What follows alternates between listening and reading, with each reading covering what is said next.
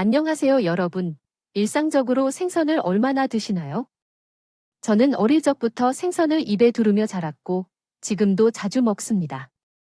그 중에서도 특히 고등어를 자주 먹었어요. 왜냐하면 제 어머니께서 고등어 조림을 아주 맛있게 만드시는 뛰어난 솜씨의 식당 주인이십니다. 제가 고등학생이었던 시절, 아버지께서 돌아가시고 어머니께서 혼자 식당을 운영하다가 직접 식당을 차리셨어요. 찬물이나 뜨거운 물, 깨끗한 것이든 더러운 것이든 가리지 않고 모든 것을 직접 하시던 어머니의 양손은 언제나 퉁퉁 부어 있었습니다.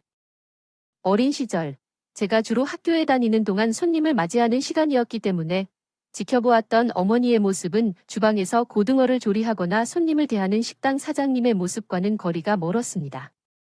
언제나 아침 시간대에 학교를 나서면서 본 어머니는 바다 비린내가 물씬 풍기는 주방 뒤편에서 고등어를 손질하고 계셨습니다. 우리 집은 어머니가 얻은 골방을 둘로 나누어 제 방 한 채를 제공해 주시고 그 나머지 한 채는 언제나 살림살이로 가득해 어머니가 몸을 담아 가셨습니다. 지금 생각해도 어린 시절의 어머니 모습은 가슴 아프게 남아있지만 내게 주신 사랑과 안정은 무한히 크다고 느껴집니다. 그런 모습은 항상 끔찍하게 느껴졌습니다.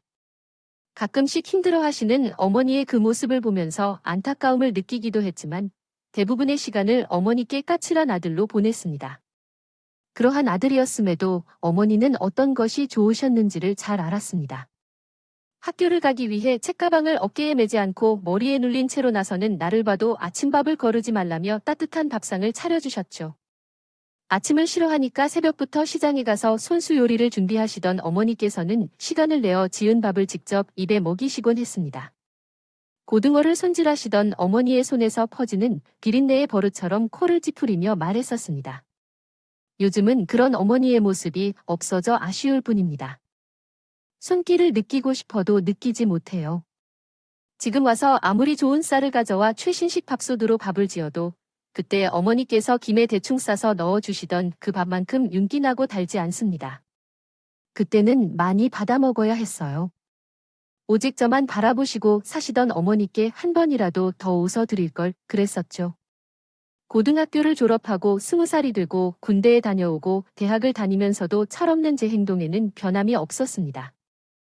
제때 철들지 못한 제가 고개를 숙여야 할 것 같아요. 3살 버릇역까지 간다던가 학창 시절 내내 어머니께 틱틱대는 버르장머리 없는 아들이었던 저는 그 습관을 좀처럼 떨칠 수 없었습니다. 나쁜 아들이었어요. 엄마는 내가 이렇게 해도 아무 말씀을 하지 않으신다. 엄마는 내가 이렇게 하면 다 받아주신다고 당연하게 생각했었던 것 같습니다. 가끔 상처 주는 말을 하고는 뒤돌아 제가 왜 그랬을까 하기는 했어도 어머니를 대하는 제 태도는 여전이었어요. 저는 22살에 군대를 전역하고 돌아왔을 때 어머니께서 학교 근처에 방을 하나 얻어주셨습니다. 고등학생 때부터 늘 버릇처럼 군대만 갔다 오면 지긋지긋한 비리는 나는 방 떠나서 독립할 거다 하던 채 발을 마음에 담아두셨던 것이었겠지. 그러한 사실도 모르고 저는 드디어 그 방에 들어가지 않아도 된다고 날뛰며 좋아했었습니다. 밤마다 친구들을 불러 방에서 술 파티를 하고 아침마다 부글거리는 소리를 내며 아침을 맞이했습니다. 부여잡고 멍청한 눈으로 이불 위를 뒹굴며 있을 때 그 모든 것을 누릴 수 있는 것이라고 하는데 그 모든 것을 누릴 수 있는 것이 바로 나에게 그렇게도 싫어하는 끔찍한 비린내를 맡아가며 매일 힘들게 보내고 계시는 어머니 덕분인지도 모른 채 공부는 물론이고 친구들과 술 마시는 것에 빠져 방탕하게 매일을 보냈어요. 그때 나는 대학 후배의 소개로 한 여자 아이를 만나게 되었습니다. 한동안은 핸드폰으로 문자 메시지만 주고받다가 드디어 만나게 되는 날, 새로 산 헤어 왁스 한 통을 다 써버릴 정도로 머리에 바르고 머리를 감았다 다시 왁스를 발랐다 한 반복하며 만반의 준비를 하고 약속 장소로 나갔어요. 그때 당시에 유행했던 검정색 슬랙스 바지에 흰색 셔츠를 입었는데 친구에게 여든 그만큼 가지고 최근에 처했던 사실을 나누었습니다. 빌려입고 광나게 닦은 로퍼 구두까지 신고 나갔는데 상대는 그런 나의 치장이 민망할 정도로 평범한 모습이었습니다. 화장기 없는 맨얼굴에 지른 묶은 머리, 청바지에 운동화를 신고 어깨에 매달린 책가방에는 책인지 무엇인지 모를 묵직한 것들이 가득했습니다. 솔직히 첫인상은 좋지 않았어요. 그냥 모른 척하고 그대로 돌아서 집으로 갈까 하는 생각까지 했습니다. 그러나 제가 늘 하고 싶은 말은 하면서 지내던 마음이 그랬는지 자리에 앉으면서도 모르게 속마음이 불쑥 튀어나갔어요. 지금 생각해보면 그때 소개팅 매너도 똥매너였습니다. 어디 공부하러 가는 사람처럼 행동하게 되었죠.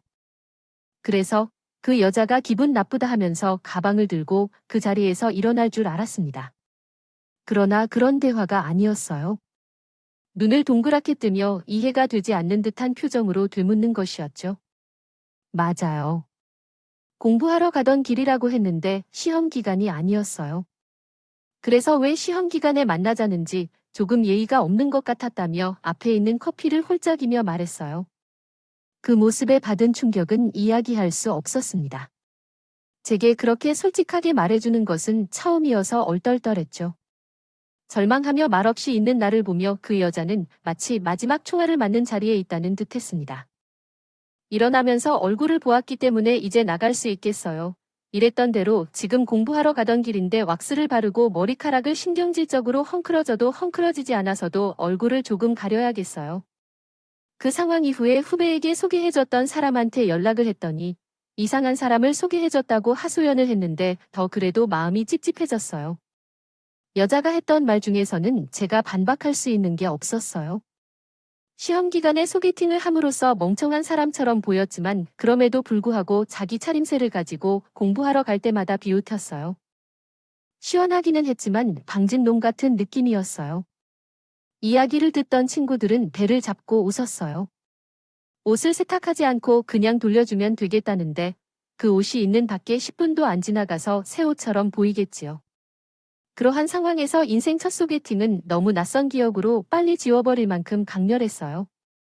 그 기억이 창피해서 친구들이 다른 사람을 소개해 줄 거라고 말할 때도 모두 거절했습니다. 어떤 이유에서인지 자신을 소개받는 것이 부끄러웠어요. 소개해야 할 말이 없다고 느껴졌었거든요. 그래서 그때부터 술과 친구를 멀리하고 공부를 시작했어요. 공부를 해야 하는 것이 당연한 학생이라면서요. 대충 넘겨버린 과거 학창 시절이 있었거든요. 아깝다는 것을 그때 처음 느꼈습니다. 기초를 잘 다져놓지 않은 학과 공부를 뒤늦게 하려고 하니 그조차도 잘 되지 않았어요. 나 정말 엉망으로 살았구나. 기말고사를 치르고 나서는 제 스스로에게 정상적인 인간이라면 가져야 할 법한 의문도 가지기 시작했습니다. 그리고 그 무렵 어머니께서 병원에 입원하시게 되셨습니다. 무거운 짐을 들고 나르다 넘어지면서 팔로 땅을 짚는 바람에 당분간 치료를 받으시며 깁스를 하고 계셔야 했어요. 처음에 병원에 입원하셔야 한다는 전화를 받고 얼마나 놀랐을지 모릅니다. 다 놔두고 내린 채 병원으로 달려갔습니다. 태영아, 왜 울어? 어머니는 병원 앞벤치에 앉아 계셨어요. 제가 있는 곳에서 제 얼굴을 보고 깜짝 놀라셨습니다. 그때 제가 울고 있는 줄도 몰랐어요. 어디가 아픈지, 얼마나 아픈지 말씀하시며 어머니께 주저하며 오열하던 사람들이 있었고 그 중에서 토닥이라고 말하기도 했어요. 엄마는 팔이 조금 다쳐 깁스를 하고 계시면 다 알아. 손님 넘어오셨을 때 어머니의 목소리에 귀를 기울이지 않고 두 번이라는 말 한마디에 혹시 무슨 병에 걸렸나 했음에도 불구하고 혼자 온갖 상상을 했었어요. 울던 것을 멈추고 어머니께 고개 숙이며 미소를 짓고 제 어깨를 쓰다듬으며 엄마, 아픈 게 그렇게 걱정됐었나 봐 라고 말했어요. 아들이 그때 민망한 듯이 웃으시던 어머니의 눈가에 몰래 맺힌 눈물을 보았어요. 그리고 보니 2달 만에 봐야 하는 어머니였습니다. 멈추던 눈물이 다시 폭포수처럼 터져나왔어요. 어머니의 식당과 제가 살던 원룸은 불과 30분 거리였습니다. 가족도 없는 사람처럼 엄마도 없는 사람처럼 왜 그렇게 살았는지 제 자신이 심했던 것이에요. 그렇게 가까운 거리에 있는데 왜 굳이 아까운 돈을 들여가며 나와서 사는지, 그리고 60일이 넘는 시간 동안 한 번도 찾아보지 않았었는지, 그날 이후에야 제가 제 스스로에 대해 돌아봤습니다. 어머니 손에 늘 대구 비린내가 나던 이유와 남들이 있는 집에 끝내 없었던 이유. 대신 식당 뒤편에 있는 방에서만 살 수밖에 없었던 이유는 다 저 때문이라고 하여 남편 없이 아들을 혼자 키우던 어머니의 어쩔 수 없는 선택들을 나는 모두 감사하게 여겼고 그것마저도 당연하게 여겼는데도 끔찍하게 여겼습니다. 엄마, 그동안 내가 미안해. 내가 다 잘못했어. 초등학생이 처음으로 용서를 구하는 법을 배우던 것처럼 그때 배웠던 말투 그대로 어머니께 용서를 구했습니다. 그동안 엇나가는 아들을 데리고 혼자서 눈물을 삼켜야 했던 어머니를 생각하면 나보다 더 큰 대역죄인이 없었습니다. 그럼에도 어머니께서는 미소를 잃지 않으시며 내게 말씀하셨습니다. 엄마가 미안해. 우리 태영이를 놀라게 해서 미안해. 얼른 나. 걱정해줘서 고마워. 어머니께서는 당분간 병원에 계셔야 했기 때문에 식당은 당연히 문을 닫는 줄 알았어요. 그러나 어머니께서 제게 부탁을 해오셨습니다.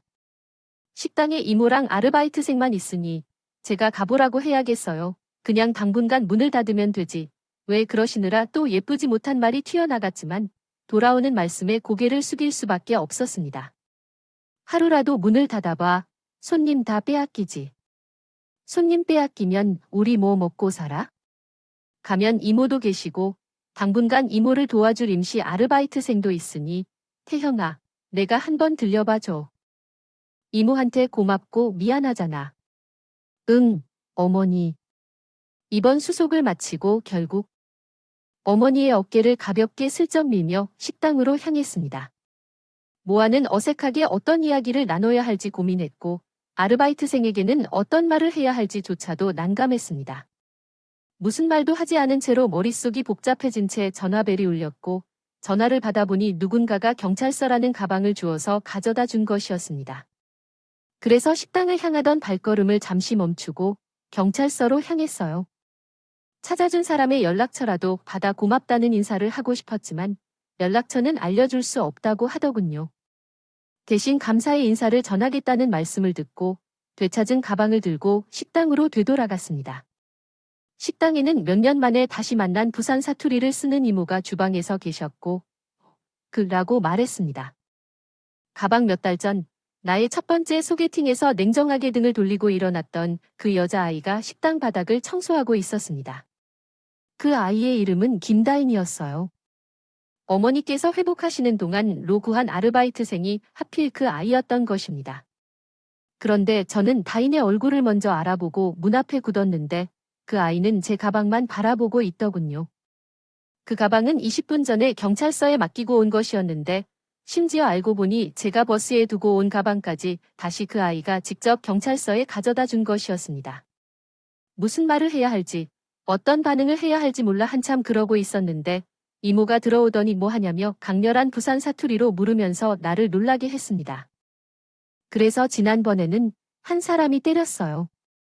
저는 그렇게 이리저리 혼란스럽게 둘 사이에 손님처럼 섞여 식당에서 근무했습니다. 그 이모는 사장 같이 보여야 하는 사람이 제일 처음에는 저를 아르바이트생처럼 대해주셨지요. 하지만 그 호된 꾸짖음에도 감사했습니다. 그 이모의 거침없는 말 덕분에 어색함이 금방 사라지기 시작했거든요. 제 어머니는 퇴원을 하셨다가 돌아가신 후에도 계속해서 저는 그 식당을 찾았습니다. 원룸 계약이 끝나는 시기에 맞춰서 방을 찾았어요. 다시 쪽방에 들어가 살 것이라고 말했더니 어머니는 뜯어 말리셨지만 찾았습니다. 좀 늦었지만 다시 어머니와 한 공간에서 함께 지낼 수 있는 것에 감사했습니다. 학교를 졸업하고 취업하기 전까지 계속해서 일할 계획이었습니다. 준비하면서도 내내 식당에 붙어 있었어요. 어머니께서도 제가 하루 종일 곁에 있으니 내심 좋아하시는 눈치셨습니다. 그런 시간들을 보내며 그간 어머니께 잘해드리지 못한 것을 많이 후회했어요. 나쁘게 굴었던 것, 철없이 상처되는 말을 건넸던 것, 모든 것이 죄송했습니다. 그리고 그런 나쁜 아들을 아직도 가족이라고 품어주시는 어머니께 감사했어요. 그러던 사이 저는 조금 모자란 회사에 취업을 했습니다. 성적이 좋지 않았으니 좋은 곳에 취업이 잘 될 리가 없었고 계속해서 취업에 실패하자 눈을 낮추는 수밖에 없었죠. 그래도 그럭저럭 다닐만 했어요. 적응도 잘했고 월급도 잘 나왔고 무엇보다 제가 취업을 했다는 사실을 어머니께서 기뻐해 주셔서 감사했습니다. 주셨습니다. 그러나 어느 날 아주 건강해 보이던 어머니께서 갑자기 쓰러지셨습니다. 전화를 받고 병원으로 뛰어갔을 때 어머니께서 이미 의식을 잃은 상태였습니다. 의사에게 깨어날 시기에 대해 물어봐도 정확한 답변을 받지 못했습니다. 저는 울며 애타며 부탁을 해보았지만 몇 일 후 어머니께서는 희미한 한숨마저 거두셨습니다. 제가 출근하지 않았다면 식당에는 직원 한 명이라도 있었을 텐데 그랬다면 어머니의 골든타임을 지켜낼 수 있지 않았을까 하는 생각에 후회가 남아 돌아왔습니다. 모든 것을 되돌리고 싶었고 손님 없이 문을 열고 있던 식당에서 혼자 쓰러지는 모습을 누군가에게 보여주고 싶지 않았습니다. 발견되기 전까지 얼마나 무서웠고 괴로웠는지 모르겠습니다. 어머니를 지키지 못한 저 자신을 너무 싫어했습니다. 어머니의 장례식에는 몇 명의 친척 어른들과 제 친구들이 다녀갔습니다. 성심성의껏 건네주는 위로의 말들에도 제 힘이 전혀 나지 않았어요. 사람들 앞에서 혼자 얼마나 울었는지 기억하지 못합니다. 장례식 마지막 날에는 다이도 찾아왔어요. 연락조차 하지 않았는데 어떻게 알고 오신 건지 물었더니 사실 그동안 어머니가 급할 때 종종 아르바이트로 와주셨다고 했습니다. 가끔씩 일에 나가곤 했었지만 제가 몰랐다고 하니까 이모가 연락을 주셔서 왔다고 말해주었습니다. 다희는 이모보다 어머니의 식당을 계속 이어나가기로 결심했습니다. 어머니의 모든 레시피가 적혀있는 낡은 수첩 하나뿐이었기 때문에요. 믿어요. 처음에는 그 맛이 나지 않아서 고생도 하고 손님도 잃었지만 그래도 어머니의 식당을 이어가려 했던 것에는 나름의 이유가 있었습니다. 처음에는 자신도 확신이 없어서 정리하려고 했지만 식당을 정리하기 전 몇 가지를 확인하러 식당에 들어왔다가 결심하게 된 것입니다. 식당 곳곳에 남아있는 어머니의 흔적들, 제가 기억하지 못하는 흔적들, 특히 어머니가 손수 만드신 주방용품이나 앞치마 같은 것들을 정리하지 않고 남겨두고 싶지 않고 그리움에 어머니의 앞치마를 허리에 두르면서 더 강한 마음이 들었어요. 요렇게 어머니의 흔적이 있으니까요. 세월이 묻어있는 이 식당을 지켜야겠다고 어머니를 지키지 못했으니 식당이라도 지켜야겠다고 그래서 시작한 일이었습니다. 이모께서 가끔 제가 잘하고 있는지를 감시해 주셨고 소식을 들은 다희도 자주 식당을 찾아주었어요. 너무로 온 건데 하며 장난스럽게 말을 톡 쏘아 붙이고도 제 일을 도와주곤 했어요. 어머니께서 돌아가시고 제 곁엔 이제 아무도 없다고 생각했는데 다희가 자주 찾아와 주니 큰 힘이 되었습니다. 그렇게 점차 마음이 커져갔고 고맙게도 다희가 그런 제 마음을 받아주기까지 했지. 나도 오빠를 보고 있으면 웃음이 나라고 말하며 웃는 다희에게 평생을 쳐야겠다는 생각을 했습니다.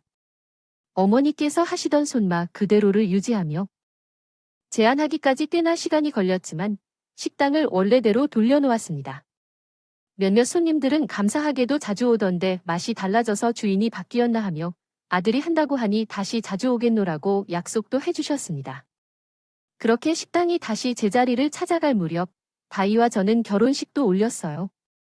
꽤나 알아주는 직장에 다녀오던 아내는 돌아가신 어머니의 대를 이어 식당 일에 참여하고 살고 있는 저를 불만 없이 따라주었습니다. 아내는 덜도 말고 식당을 찾아주시는 손님들에게 건강한 식재료로 대접하고 친절한 미소로 대해야 한다고 말했어요. 그게 어머니께서 식당을 다루시는 태도였다고 자신이 보고 겪은 대로요. 어머니의 손길을 따라보겠다고 부족한 것에도 불구하고 자랑스러워하는 저를 위해 두 팔을 넓게 펼쳐주시는 다희에게 감사드렸습니다. 이렇게 다정한 부부가 된 저희를 어머니께서 아시면 얼마나 기쁘실지 상상할 수 없어요. 소유물은 많지 않아도 다희 하나만으로 세상을 다 가진 듯한 느낌이었고 그 다희를 행복하게 만드는 게 가장 큰 기쁨이었습니다. 어느 날 저녁 장사를 거의 마무리하고 정리를 하고 있는 중 손님 한 분이 들어오셨어요. 혼자서 드셔도 괜찮아요라고 조심스레 물어보시는 그 손님은 70대쯤으로 보이는 할머니였습니다. 편안하게 앉으시면 주문을 걸러드리겠다 하니 고마워하시며 자리에 앉으셨어요. 주방으로 얼른 들어가 조리를 시작했습니다. 밖에서는 아내와 할머니가 무슨 대화를 나누고 있는지 하하호호하는 소리가 들려왔습니다. 왠지 기분 좋은 저녁이었어요. 식사가 나왔습니다. 국은 뜨거우니 조심해서 드시고 생선의 가시도 꼭 발라서 천천히 드셔요. 행여 급하게 드시다가 문제라도 생길까 일부러 그렇게 말씀을 드렸습니다. 그랬더니 할머니께서 부드러운 미소를 지으시며 말씀하셨어요. 노인이 찬물을 마시고 체할까 봐 물 한 잔도 따뜻한 물로 내어주시더니 이제 국이 뜨거워대일까 생선의 가시에 목이 막힐까 살펴주시고 고마워요. 늙은이가 괜히 식당이 문을 닫을 시간이 되어 딸랑 1인분만 시키는 것이 폐를 끼치는 것은 아닌지 걱정했지만 이리 다정히 대해주시니 고맙네요. 링으로 한식당을 운영해온 이야기를 나눠주셨을 때 뜨거워진 귓볼을 가질 정도로 감동받았다. 어떤 시간에 오시든 몇 분을 위해 요리를 준비하든 그 모든 손님은 우리에게 보석 같은 존재였다.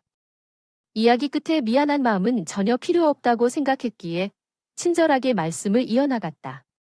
사라진 어머니께서 주신 열정으로 운영했던 신음식점은 사실 규모가 작았고 이름이 크게 알려진 맛집은 아니었지만 언제나 친절하게 모시며 좋은 재료를 사용하려고 노력했다.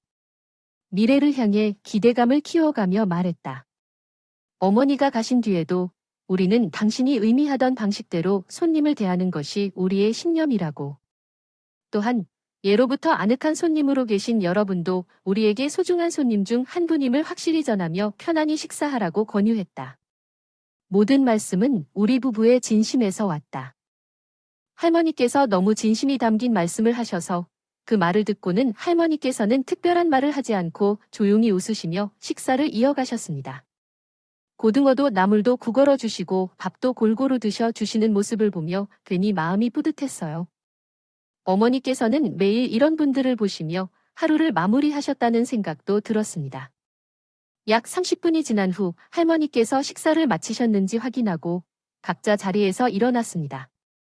그때 할머니께서는 나를 보시며 물어오셨어요. 너 여기서 일하고 싶은데 괜찮아? 당황스러운 질문이었지만 사실 믿기 힘든 일이었어요. 이 식당은 둘이 운영하기에 적당한 규모의 식당이었기 때문에 직원이 따로 필요하지 않았습니다. 그럼에도 그런 할머니의 신념이 어찌나 크신지에 감동을 받았습니다. 질문이 마음에 와 닿았습니다. 아내와 저는 할머니의 어깨 위로 눈을 마주쳤습니다. 사정이 있는 것일까요?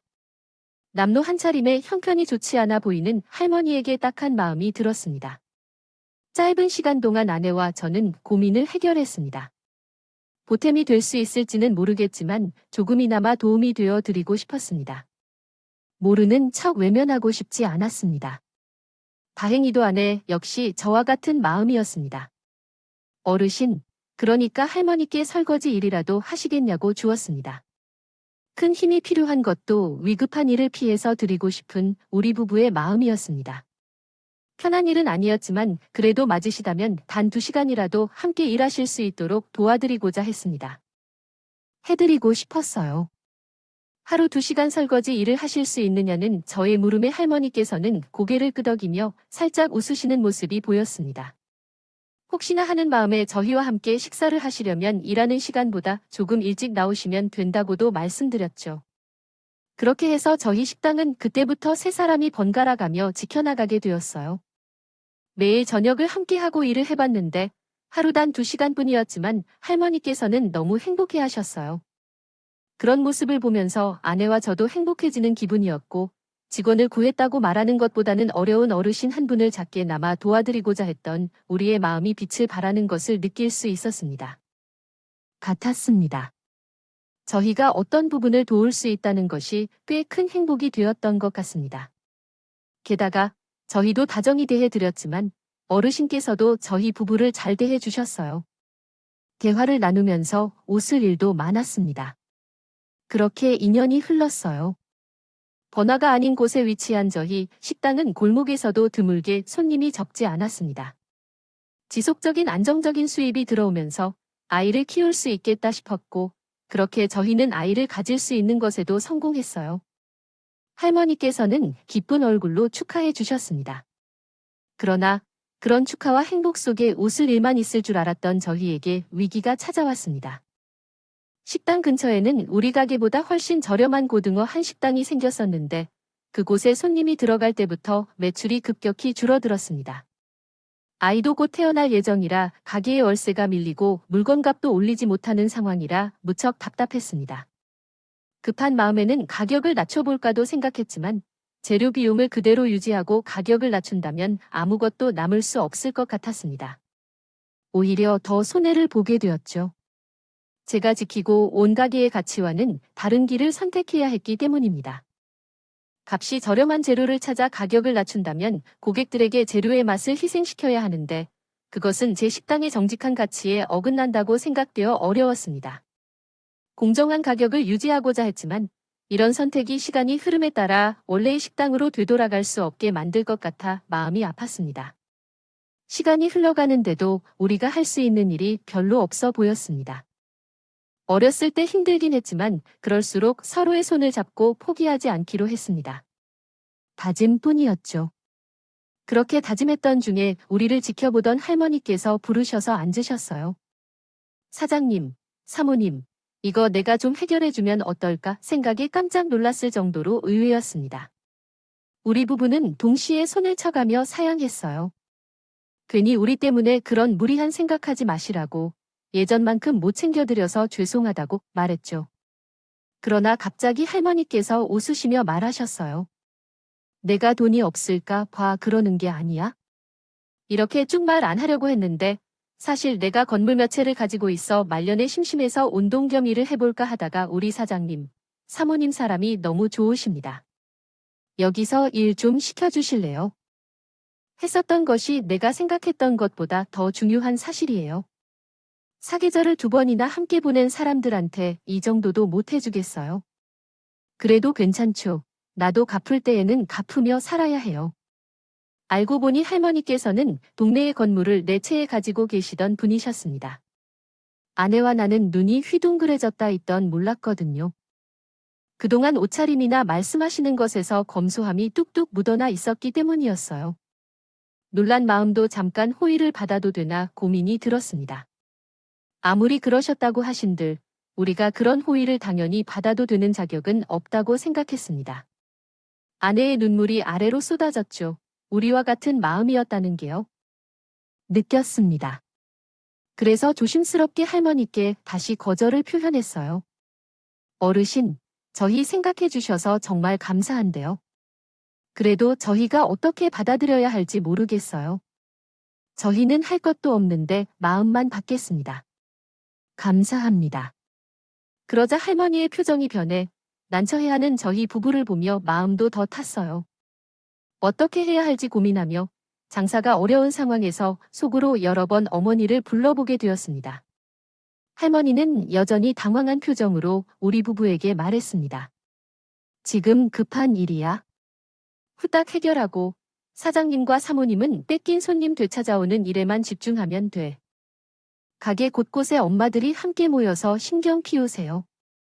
흔적이 있었기 때문에 못 놓고 여기에 뛰어들었다면면 그러나 이대로 월세를 못 내고 재료값을 못 내서 문을 닫을 거예요. 여태까지 항상 정직하게 장사해 왔잖아. 근데 남의 장사 때문에 이리 쫓기고 저리 쫓기다 억울하게 문을 닫으면 평생 후회하지 않겠느냐고. 우선 급한 불을 버려야 해요. 이런 상황에 나 같은 사람을 만난 건 사장님, 사모님 능력이야. 지금이야말로 친절하게 살면서 얻은 것들로 정직하게 지킬 기회가 아니겠어요? 할머니의 말씀에 한참을 우물쭈물하다가 솔직히 식당을 결코 문 닫게 하고 싶지 않았기 때문에 그리고 계속 장사를 이어가려면 할머니 말씀처럼 당장 급한 불이라도 끌 수 있어야 했습니다. 아내가 가게를 한번 쓱 훑어든다고 해서 보더니 제 손을 꼭 잡아주시면서 절로 숙여졌습니다. 눈물이 터질 것 같아서 떨리는 목소리로 어르신께 감사 인사를 전했습니다. 짝짝 웃어 보이시는 할머니의 얼굴이 다른 사람과는 달리 낯설게 느껴졌지만 든든한 지원군이 있다는 생각에 뜨거운 안도감이 밀려왔어요. 어르신께서는 처음부터 우리 부부에게 마음이 갔던 것도 있었지만 후에 함께 일하며 전해 들었던 어머니에 대한 이야기와 우리의 이야기 때문에 더 마음이 가더라고 말씀하셨습니다. 겨우 그런 작은 친절과 불효자의 뒤늦은 후회가 담긴 이야기들이 뭐라고 따뜻한 눈으로 바라봐 주셨는지 이해가 가지 않았지만 그것들이 생각보다 작은 일이었기에 선뜻 도와주시겠다고 하셨습니다. 할머니가 주신 도움으로 저희는 급한 불을 끌 수 있게 되었습니다. 밀린 건물 월세는 물론 물건값, 재료값, 아직 모조리를 지불할 수 있게 되었죠. 더 놀라운 것은 그 이후부터 매출이 점점 증가하다가 어느 순간부터 놀라운 성장세를 보이기 시작했습니다. 우리는 영문도 모르는 채 예전처럼 손님이 밀려오자 다 함께 당황했었습니다. 계산대에서 계산하는 것 외에 다른 업무를 하고 있지 않아도 되는 수준이 아닌 황급한 서빙을 도와야 했습니다. 손님이 밀려오자 기쁘기도 하면서 궁금했는데 우리가 모르는 일이 무엇인지 궁금했습니다. 그 말인데요. 그날 장사를 마감하고 문을 닥치자마자 아내가 눈물을 흘리며 의자에 앉지 않는 것이었어요. 깜짝 놀란 나와 어르신이 아내에게 달려갔는데 아내가 웃는 것도 아닌 표정으로 이렇게 말했어요. 아까 계산하는데 어떤 손님 한 분이 되게 미안하다는 표정을 짓는 거예요. 얼굴을 가만히 보니 낯익은 분인 것 같았어요. 그분이 하시는 말씀이 여기 가끔 왔었는데 날 밥 먹으러 나왔더니 옆에 훨씬 저렴한 밥집이 생겼더라고. 그래서 자기도 모르게 그 집으로 가게 되더라. 그런데 오늘 가려고 보니 그 집이 문을 닫았나 봐요. 임대가 나와 있더라고. 그러면서 자기가 미안하다는 거예요. 손님들한테 항상 한결같이요. 친절하고 좋은 재료, 건강한 재료를 사용하며 청결하게 운영하는 가게인 거 알면서도 배신했다고 미안했다는 얼굴로 힘드셨죠. 그 손님 정말 미안하다는 표정으로 이야기했을 때 눈물이 나더라고요. 갑자기 재료나 불친절한 서비스를 하는 식당은 망하고 언제나 친절했고 건강하며 정직한 식당을 기억하며 다시 찾아와 줄 거라는 말에 제대로 고맙다는 인사도 못 드리고 뒤돌아 눈물을 삼킨 채 오늘의 영업을 마무리할 때까지만 참자 하면서 아내는 정말 참기 힘들었다는 듯 온 얼굴이 눈물로 범벅이 되도록 울었습니다. 그 모습이 가슴 아프고 저도 눈물이 나와요. 어르신의 눈에도 눈물이 그렁그렁 흘렀습니다. 우리 식당에는 손님이 한 분도 없었습니다. 오지 않은 채 그 식당에는 항상 손님이 많아서 그 식당은 결코 문을 닫을 일이 없을 것이라고 생각했습니다. 몰래 그 식당을 방문하여 식사를 하고 우리의 문제점을 찾아보려고도 했지만 솔직히 그 맛은 우리 가게의 것이 훨씬 뛰어났습니다. 그래서 더 좌절스러웠고 힘들었던 것 같습니다. 우리가 얼마나 건강하고 정직하게 음식을 만들어 내놓는지에 상관없이 찾아온 손님들이 우리보다 그 식당의 음식을 더 선호한다면 그게 정답이었을 것입니다. 우리가 대단한 재료에 과한 고집을 꺾으려고 시도했던 것도 그런 이유 때문이었죠. 결국에는 우리는 고집을 꺾지 않았고 우리를 괴롭혔던 그 가게는 문을 닫았습니다. 이제 우리는 다시 일상으로 되돌아가야 했습니다. 처음과 같은 마음으로 조금씩 하나씩 채워나가면서 갚아나가면 된다는 희망이 생겼어요. 그날 밤 아내와 손을 잡고 누워 뱃속에 아이의 심장 소리를 들으며 이야기했어요. 한 걸음씩, 한 걸음씩 잘 해보자고요. 그로부터 이틀 뒤 예쁜 공주님이 태어났습니다. 출산이 임박해서 식당에 나와 돕겠다고 고집을 부리던 아내의 얼굴이 진통고통으로 얼룩져 있던 것처럼 아팠어요. 아이가 세상 밖으로 나오고 아내의 손을 붙들며 엉엉 우는 저에게 아내는 웃으며 말했습니다. 혹시 방금 당신이 태어났어? 왜 이렇게 울어? 우리 행복이다. 더 힘차게 오네. 여보가 정말 웃겨서 웃는 것 같아요. 같은데도 많이 힘들었는지 덜덜 떨리며 올라가는 그 입꼬리를 보니 또 가슴이 무너져 내렸어요. 아이를 낳는다는 것이 이렇게 사람을 통해 내모는 일인지 미리 알았더라면 아내에게 아이를 갖자 이야기하지 않았을 것입니다. 아내는 출산을 해보니 장모님 생각이 많이 나더라고 이야기했어요. 이렇게 아픈 걸 해서 엄마가 나를 낳았구나 아내의 말을 듣고 저도 그 말을 곱씹어 보았습니다. 돌아가신 어머니가 생각났거든요. 장모님도 어머니도 이렇게나 힘들게 우리를 낳으셨나요? 그 지혜롭고 예쁜 며느리도 천사 같은 손녀딸도 오래오래 보시고 살았으면 좋았을 텐데 하고 아이가 태어난 것은 정말 기뻤지만 저는 아내에게 미안했습니다. 다시 손님을 되찾고 있는 시점에 아이가 태어나면서 곁에 있을 수가 없었거든요. 가게보다 당신이 더 중요하다고 고집을 피우는 저에게 아내가 따끔히 혼을 냈기 때문입니다. 몸이 찢어지는 고통을 견디며 아이를 낳은 아내의 곁에 있어주는 대신 저는 다시 우리 식당을 찾아준 손님들을 위해 열심히 요리했습니다. 서빙도 주방도 함께 보는 것은 쉬운 일은 아니었지만 아내를 생각하면 그것은 아무것도 아니었어요. 그렇게 몇 달이 흘렀습니다. 그 몇 달은 저희에게 매우 놀라운 시간이었어요. 무너져가고 있던 우리 식당이 그 몇 달 만에 손님들이 줄을 서서 기다리는 그런 집이 되었기 때문입니다. 아내의 자리는 결국 아르바이트생을 고용해야 할 정도가 되었어요. 마치 마법처럼 일어난 일이었죠. 그래서 어느 날 마감 시간에 코를 흥얼거리며 설거지를 하시는 할머니에게 다가가 여쭈었습니다. 어르신, 혹시 그때 말씀하신 게요. 단순히 급한 불만을 꺼내주신 게 아니라 마법이라도 부르셨던 거예요. 어떻게 단 몇 달 만에 이런 일이 일어날 수가 있는 건지, 누가 마법을 부린 것만 같은데 아무리 생각해도 어르신 말고는 그럴 사람이 없을 것 같아서요. 그리고 제 말을 들은 어르신께서 말씀하셨어요. 그게 단 몇 달 만에 그렇게 된 거라고 생각해요. 몇 년 전부터, 어쩌면 사장님 어머니가 그 일을 하실 때부터 사람들의 마음속에 저장되어 있었던 것일지도 몰라요. 기억들이 모이고 모이면서 이렇게 되었지요. 손님들이 하는 말을 들으면 알겠죠. 다이 식당에 어떤 기억으로, 어떤 마음으로 다시 발걸음하게 되었는지. 지금 줄을 서서 이 식당에 오시는 다른 손님들은 모두 그때 손님들의 기억과 이야기로 인해 오시는 거예요. 이것은 단 몇 달 만에 이루어진 마술이 아니에요. 그동안 사장님, 사모님이 친절하게 대해주시고 손님들에게 건강하고 정직하게 음식을 내렸기 때문에 시간이 흘러도 사람들의 마음에 새겨졌어요. 거기서 우리는 기뻐하며 웃어버렸습니다. 아내에게도 어르신과의 대화를 들려드리니 같이 웃으셨어요. 감사히 찾아온 기회를 잘 잡자고 아내와 내가 다짐했습니다. 그렇게 1년이 지났어요.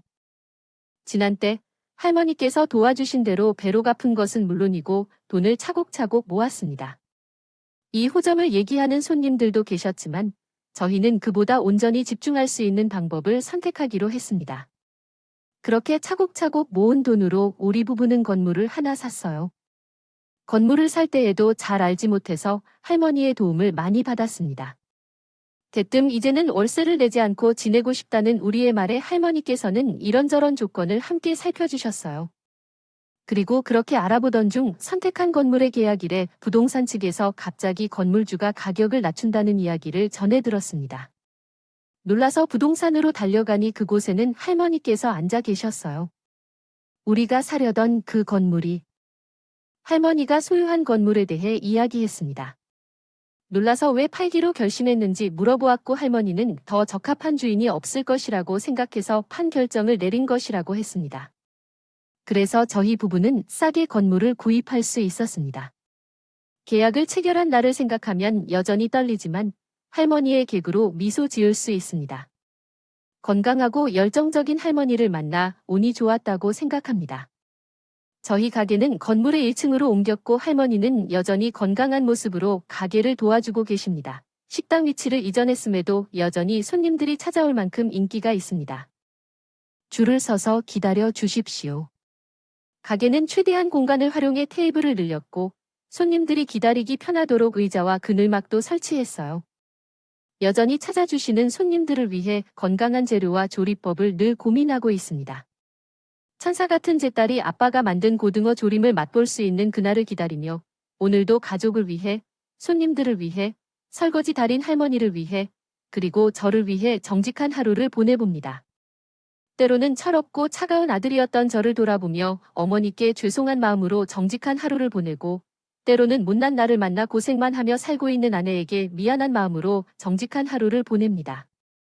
또 무작정 저희를 도와주시는 할머니와 손님들에게 좋은 모습을 보여드리지 못해서 항상 고민합니다.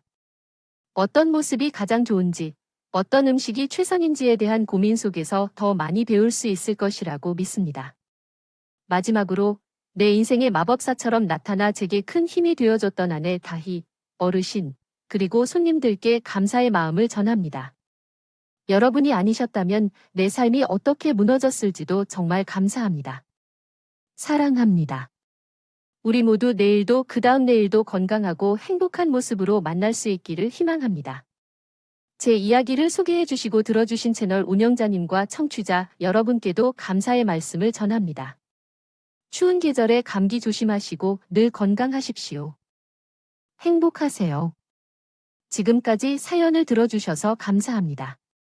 사연이 재밌다면 구독과 좋아요를 눌러주세요. 감사합니다. 안녕히 계세요.